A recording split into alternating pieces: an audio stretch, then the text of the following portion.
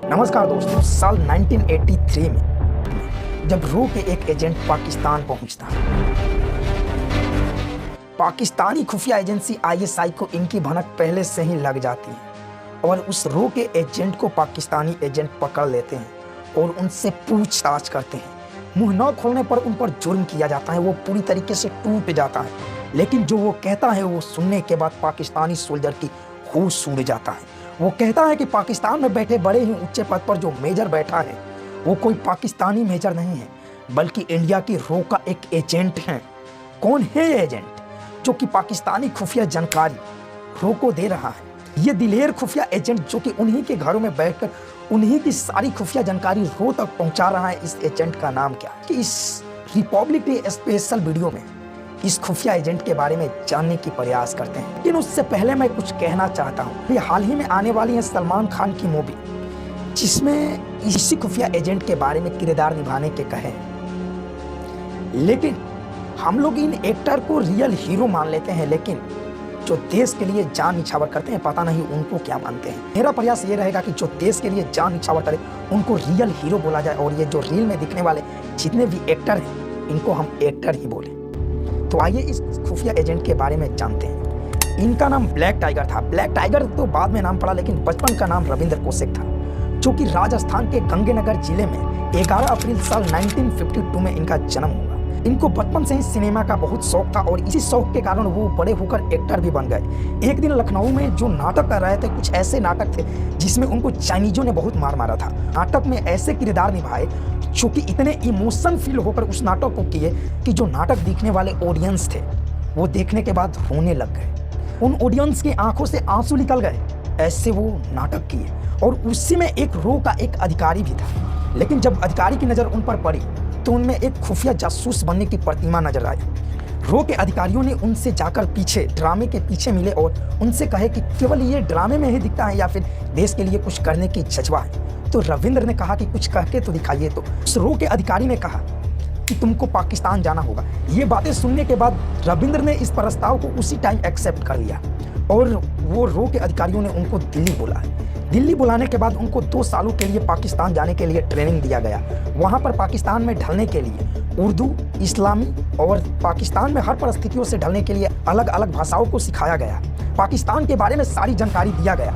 लगभग 2 साल ट्रेनिंग करने के बाद साल 1975 में उनको पाकिस्तान भेज दिया गया और पाकिस्तान में उनका नाम बदलकर नबी अहमद शाकिर कर दिया गया। पाकिस्तान जाने के बाद रविंद्र ने वहाँ पर कराची विश्वविद्यालय में ग्रेजुएशन से लॉ की पढ़ाई की और पढ़ाई करने के बाद पाकिस्तानी पेपर में सैनिक के लिए भर्ती निकला और वहाँ से रविंद्र ने सेना में भी भर्ती हो गए और प्रमोशन लेते लेते मेजर की पद तक भी हासिल कर लिया। और वहीं पर एक अफसर की बेटी जिनका नाम था अमानत, उनसे शादी भी कर लिया और वो एक बेटे का पिता भी बन गए।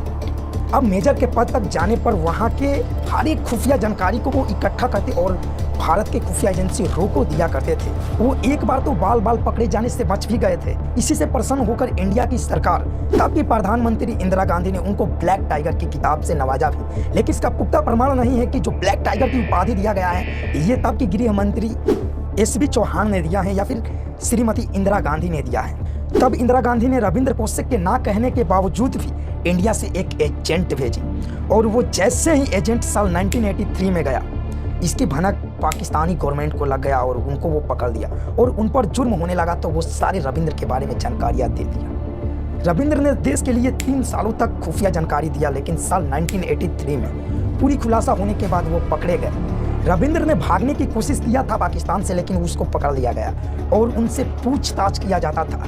सियालकोट में उनको 2 सालों तक टॉर्चर किया गया और उनसे पूछताछ यातना तक देने के बाद भी रविंद्र ने भारत के बारे में कोई भी जानकारी नहीं दिया। बाद में 2 सालों के टॉर्चर के बाद साल 1985 में उनको फांसी की सजा सुनाई गई, लेकिन उसको फांसी की सजा को बदलकर उम्र कैद में बदल दिया गया और मियाँ वाले जेल में 16 सालों तक रहे।